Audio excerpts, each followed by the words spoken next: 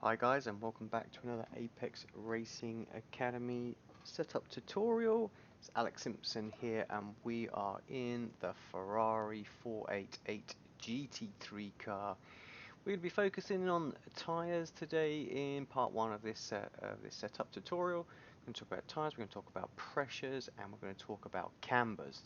All those two things go hand in terms of getting the tyres into absolutely the right place and obviously being able to attack the track the best you possibly can. GT3 cars of course do have traction control, so that's something we need to take into consideration when we are working with tyres, specifically the rear tyres as well. Of course they have ABS as well, it does make a big difference, but that really is not anything too much. That's kind of a win-win. That helps us sort of having excessive wear on those front tyres in heavy braking zones. So that's just a great tool to have and use. The traction control though can mask certain things in terms of sort of pointing out exactly what could be going on with the car and perhaps stop us from optimizing the tyres to get them in the right zone. So I just want to start off with a big caveat, of course. In this video, I'm going to talk about some real-world physics in terms of how you'd go about setting up a car based on the data that we get given. But you know, iRacing, obviously they try their absolutely best to get the physics absolutely bang on, but sometimes, you know, they're not quite right. They'll admit that. We've gone through many tyre models and things like that. So there can be the odd season that it might be like now where we're running lowest tyre pressures all round. It's season 3 2020 at the moment. And right now, there's absolutely no way we can get the tyres into what I would say are the optimal window. Right now, yeah, we're just banging everything as low as we possibly can because that gives us the gets the maximum out of the tyre, and I feel like we're still actually at a slightly too high a pressure, and that's why everybody is really running these tyre pressures as low as they can. Now, of course, that may change in upcoming seasons, but the information I'm going to give you will still be good in terms of understanding how to dial into this right zone before you start fine-tuning your setup. So like I say, in the future it might be that it might be max pressures might be the way to go, or it may be somewhere in the middle, and yeah, like I say, we're just fine-tuning. So yeah, obviously keep a mental note of that. Obviously this video when it's shot is it's not always going to be the lowest pressures. That may well change, but this will definitely help you take one of our academy setups from in the future, and you can sort of tweak based on that. Just get the tires in the right zone if there's an update to iRacing. Now, of course, we will always, as a Apex Racing Academy subscriber, you'll always get the setup in an optimized zone already. We will do that work for you, so you won't have to do that. You can grab one of these sets, and yeah, you can just start fine-tuning to your own driving style. So that will take a whole bunch of time off. Now, how we go about getting those tires into the optimal zone. Um, it's a fair amount of practice that's involved.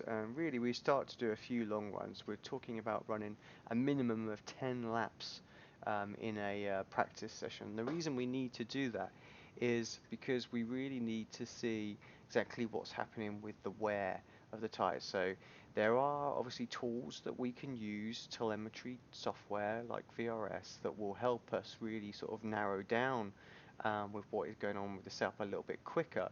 But if we're just using the iRacing information that we have available to us, and that is tread remaining and the last hot temperatures. So do let me point this out as well, that this isn't your average temperature. Of course, I haven't driven the car, so at the moment they're all exactly the same. But when you come off the circuit, these figures are going to be different. But don't ever think these are your average tyre temperatures. Absolutely not. This is your last hot temperature. So that could be when you've gone, you've taken a really high-speed corner. You might find that the temperatures are all offset on one side, and that is because you would just happen to go round. Say, for example, if we were going around a right-hand turn, or it could be a left-hand turn, and it's the right-hand side of the car. So yeah. So while information is useful, actually, what is really useful to us is this tread remaining. That gives us a true indication on um, how much we're wearing the tyre over the course of an entire lap or a whole run, if we're doing 10 laps. And that is really what we are going to look at in terms of trying to get the pressures into the right zone. The Ferrari, obviously rear-wheel drive car, so I tend to really focus on the rears of first in terms of trying to dial into our area that we believe is going to be the best setup. So the way we'll do it, like I say, we'll go out for a run and then we'll see exactly what is going on with the wear figure here.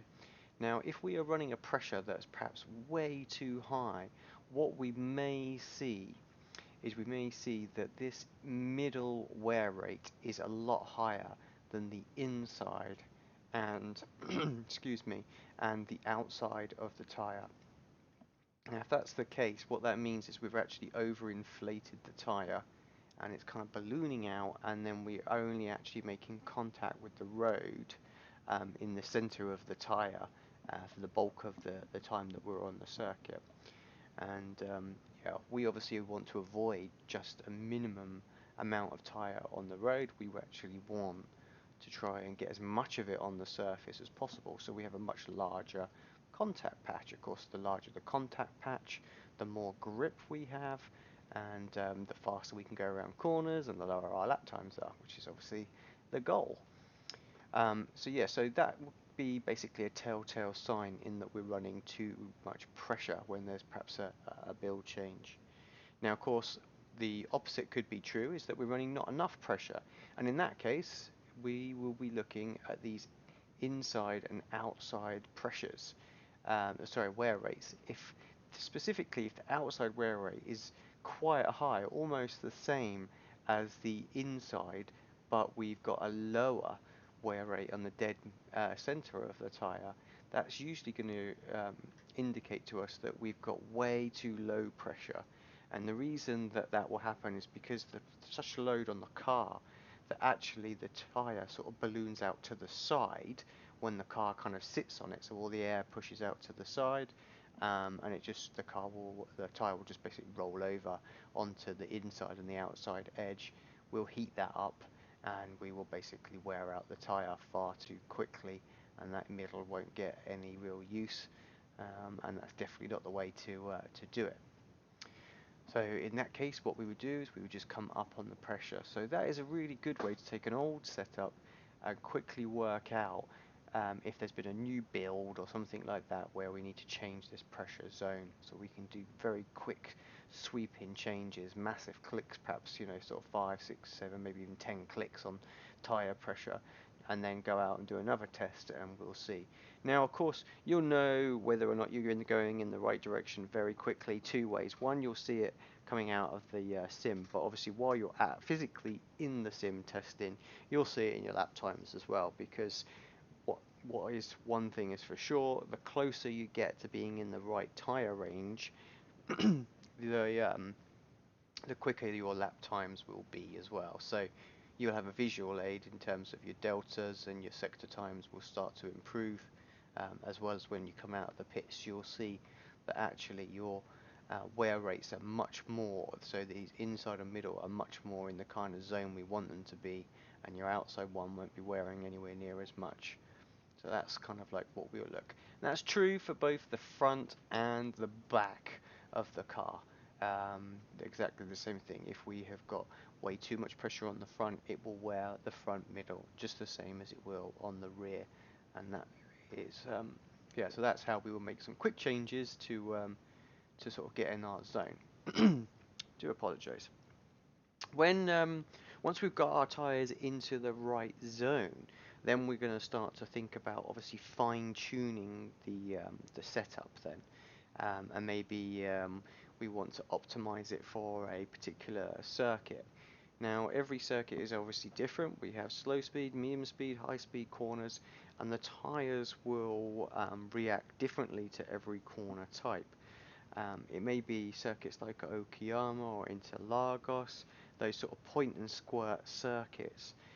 They're going to react much better, perhaps to a lower tyre pressure. And the reason that is, with when you're coming off these slow speed corners, you really want as much grip as you can possibly get to get off the corner, avoid wheel spin. Obviously, the more wheel spin you've got, the more you're going to heat these tires up, and the more the wear rate's going to be. We know that in iRacing, the tire temperature is absolutely key. We're so much faster when we've got lower temps once the tire has got into its sort of working range, and the pressures have kind of built up.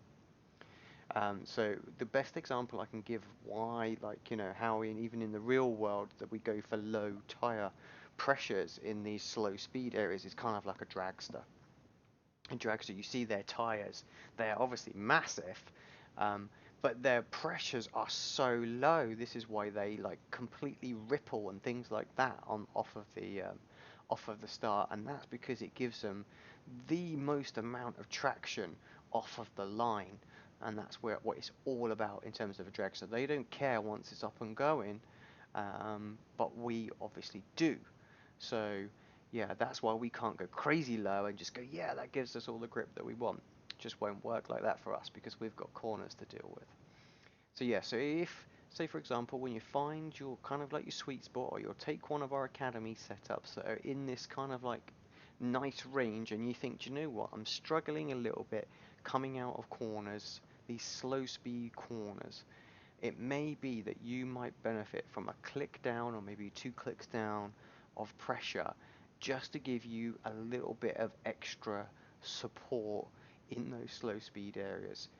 Obviously, traction control can mask somewhat what's going on there. So with these GT3s, you do have the opportunity to dial up your traction control. That might also help in those areas as well. As having to prevent you perhaps sacrificing some high speed stability. So do keep that in mind with the GT3, but it's also worth taking it off just to get a true feel of how the car responds in those areas, because it might sort of give you a clue that actually your pressures are still too high, you've got no problem in high speed, but having that low speed stability might be better. Of course, we don't really want the traction control ever to kick in, because all that's really doing is limiting your power going to the rear wheels. Of course, you don't get as much acceleration out of those corners, so we don't really want the traction control to kick in if we can help it. Now, the total opposite of this, of course, is maybe when we're going through a medium speed or a high speed corner. We're really not worried about it being as complete low pressure as possible. That's not going to help us at all in these corners, because when the tyre is underinflated, what it will do is it will basically sort of fall over on itself. It just sort of crumbles under the load, and that will cause massive amounts of extra heat while we're going through these mid-speed and high-speed corners, and it will cause increased wear as well due to that. So we'll get greasy sort of feel coming into the next section of corners. I like to use Puon as an example at Spa. So you tack that corner really hard. It's a left-hander, so this right-hand side of the car really comes onto a lot of load. And what you'll notice actually, if the pressures are just a little bit too low and you haven't got there's not enough support there for the tyre, when you get into the S's straight after Puon, the car maybe just feels a little bit greasy, a little bit slippy coming out of that sort of out of the right-left section there, and that's because you just work this tyre so much through Puon that it hasn't able to sort of bounce back straight away. Um, yeah, and that just indicates to me that is perhaps that we're just running to a lower pressure, and that we just need to give it a little click extra just through just to support in those high speed corners. So that's why every track is going to be a bit of a balancing act for you. Every track is different, and it may be worth just going a click up or down based on your own personal driving styles. Everybody drives different to our coaches. No one drives the car the same. It may be you're more aggressive or you're in those high speed corners and you can hold on to the car being a little bit more skittish, but you need much more support in the slow speed. So you decide to sort of favor going for that slow speed support. where actually it could be completely opposite. You've got no problems coming out of these slow speed corners actually, but finding the car's more twitchy and high speed, and then that's where just like an extra click of pressure can help there as well. Anytime obviously the car is wheel spinning or it's slipping and sliding and things like that, we're going to have extra heat build-up and we're going to have extra tyre wear, and that is what we want to avoid over the long runs and in the race runs and things like that, because that is where this tread is just going to wear away and we're going to lose lap time. Of course, if we're burning up our tyres more because we haven't quite optimized them, then we're going to come up against some competition that perhaps has got it in that sweet spot and they hold on to their tyres longer over the long run. It's going to be very difficult to keep up with those at the end of the race if they're a fairly similar pace to us at the start. Now, the other thing that really makes a big difference into the tyres is camber. Camber has a huge impact, and you can't set the pressures without setting the cambers. They go absolutely hand in hand. It might be that a slightly higher pressure requires a slightly lower camber rate. So what the camber is doing, think of it, let me just have a quick check just to see what Jamie has set these Ferrari cambers at. So we've got a negative 4.5 on the front and a negative 3.7 on the rear. So we haven't quite got as much angle on the rear tyre as we have the front, but essentially what they're doing is they're sort of sitting at this kind of an angle right now. I mean, I appreciate that's not 4 degrees. Um, that's a lot more that I'm demonstrating here, but it's just to kind of show that what we're trying to do with the camber is we're trying to lean it on the inside edge. You think, well, that doesn't make no sense, Alex. You've saying you want the largest contact patch possible. Well, in this case, what we're doing is when we're going through the corners, we put so much load on the tyre. So again, let me take Pouon as an example. So that's a left-hand corner. So when we come onto that go around that left-hand bend, there's so much load comes onto this car that actually what happens is where the tyre was sat like this, digging into the ground, that as the car starts to roll because it's putting so much G onto the car, that the tyre actually starts to stand up going through the bend, and that makes this contact patch much larger. Now, what we're trying to do is we're trying to get this tyre to stand up to a point where the contact patch between the inside and the middle is even through those corners. Um, and that's for every corner of the circuit. Of course, you don't want to focus on just one corner because it might be great for that corner but terrible everywhere. So we're trying to find an absolute average. What we absolutely definitely we need to avoid is that when we go around a corner that suddenly the tyre stands up so much that actually it's over here somewhere and we're pointing the other way. And in this case, we're running on the outside edge of the tyre. So when the car is all loaded up and actually we've got the grip here, or the tyre leaning in this way, we will have no grip whatsoever. We will just have, it will just be massive amounts of slip angle, and we will just basically just be skidding all over the place, really. It's just not very effective. I mean, you may not, it may only be minor that you're coming out onto the outside edge, but actually it's not what we want at all. We want to be digging in. When the car's pushing into the ground, that's the best that we've got. But we still want to get this contact patch that's pushing into the ground as large as possible. And by looking at the wear rates over a long run, if we can get these wear figures here, so on the inside and on the middle, to match almost identically, that that is kind of the absolute sweet area to get in terms of trying to get that camber level balanced as an average over the whole circuit, be that high speed, low speed, medium speed corners.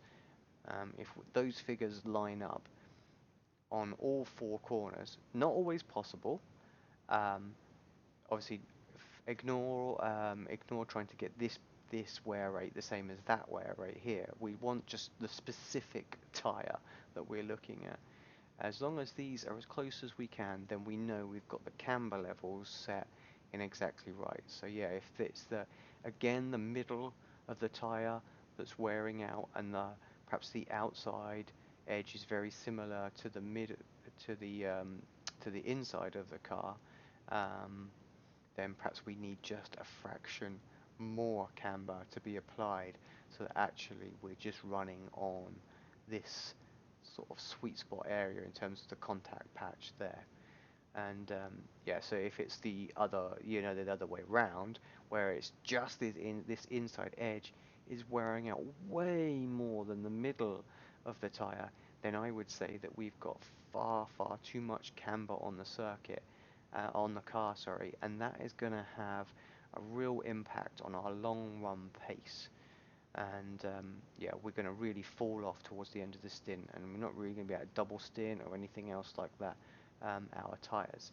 Now, of course, the caveat on that as well is if we're only doing short little races, maybe doing some league races or something like that, and you only need the tyres to last 20 minutes, then what you'll do is actually you can afford to add a little bit more camber on there that will grip into the circuit.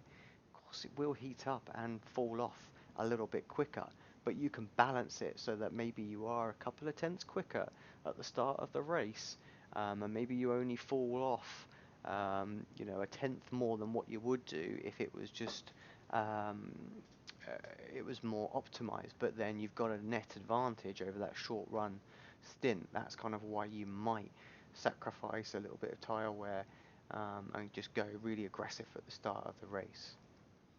Um, so we talked about earlier on in terms of the rear tyres and why you'd want a lower pressure over a higher pressure. Now, the front tyres are very similar in the same. There are reasons why you'd want a lower pressure over a higher pressure. So a lower pressure on the front will assist you in perhaps some of those braking zones as well. So if you've got long braking zones, it's just the complete polar opposite to the rear of the car. It will add the support, the car will slow down a little bit more efficiently, the tyre will dig in and grip, where if we have a really high pressure, it may be that it can't grip into the circuit, and we might find that it's a lot easier to lock up the brakes of the car, and we're going to basically just slide through the corner. We're going to have too much heat going in, and when we turn in, we just won't be able to turn. So sometimes if you find that perhaps your braking is not quite optimized and you keep locking up on the front, it could be, it could be brake bias is too far forward, but it could be that you've perhaps got just a fraction too much pressure in the front as well. So maybe dropping that pressure down just a click or so on the front may just give you added support. The same with the camber as well. If you're in a straight line, of course, we've got the camber is like this and it's like this, so we could be running on the inside edge. Now maybe you want that extra support in the front, so just taking off a little bit extra camber on the front will optimize that contact patch going into the braking area and give you just a little bit more braking efficiency, and perhaps stop you from locking up. So it's not always a brake bias adjustment. If you find that when you're change the brake bias further rearwards, that you're still to some extent locking up the fronts, but you're getting massive snap locking up on the rear, then that usually means that yeah, you'll have to go to something like the cambers just to try and help you get a bit more efficiency in the braking. Right, I think that's about the basics in terms of how to use the iRacing sort of tread remaining data that we get over the course of a run to try and balance pressures and cambers. Um, yeah, it does take some time in terms of having to put the laps in to really see the figures. You're not really going to get a true indication over 1 or 2 laps. You might see some wear figures like 1 or 2%, but really it comes evident when you're into sort of like the 10, 15 laps. So please, spend a little bit of time in testing, bang out those slightly longer runs, and it will give you a much better idea of where your tyres are going to be over the long run. Of course, I will say that most of the pro teams out there, they're going to test the tyres multiple times over a long run to make sure they get this this camber and wear rate and things like that as balanced as possible. almost to the point where they'll do a full fuel stint on those tyres multiple times just to get a true figure. And if they can keep getting these inside and middle figures a little bit closer every time, they know that they're going to have slightly better long run pace. And that is usually where you make most of the gains in sort of like, the hour-long races or the endurance races and things like that, which is key in these GT3 events. Right, thank you very much for watching. I hope I give you a good indication on how to get yourself in the zone and then fine-tune the places that you might need to do that. Oh, I do think I didn't sort of mention a higher pressure on the front of the tyre course will help if where obviously you want low speed support, high pressure on the front, sorry, if you find the car washes out and you get big understeer and things like that, that could also be an indication of to a lower pressure, and again the tyres just falling over, can't handle the load that's going through it in those high speed corners again. So that higher pressure, just a click or so up, just could give you that extra support. Again, much like I said sort of at the start, it's fairly universal, but if the rear of the car feels fine, but the front feels like suddenly it's washing out, maybe just give a little extra click of front pressure, or look at that data in perhaps like VRS, or to see if actually you need a little bit more camber just through that one corner. But yeah, I think that pretty much covers everything I want. Any questions that you may have off the back of this, please do post them in Discord. I'll try and get to them as quickly as I possibly can. Thank you very much for joining the Academy. Thank you very much for taking the time to have a little listen to this video. I'll be back for part 2, where we'll have a good look at the chassis settings and get right into the detail about what all of this stuff can do. But for now, that's me done. Thank you very much. Catch you again.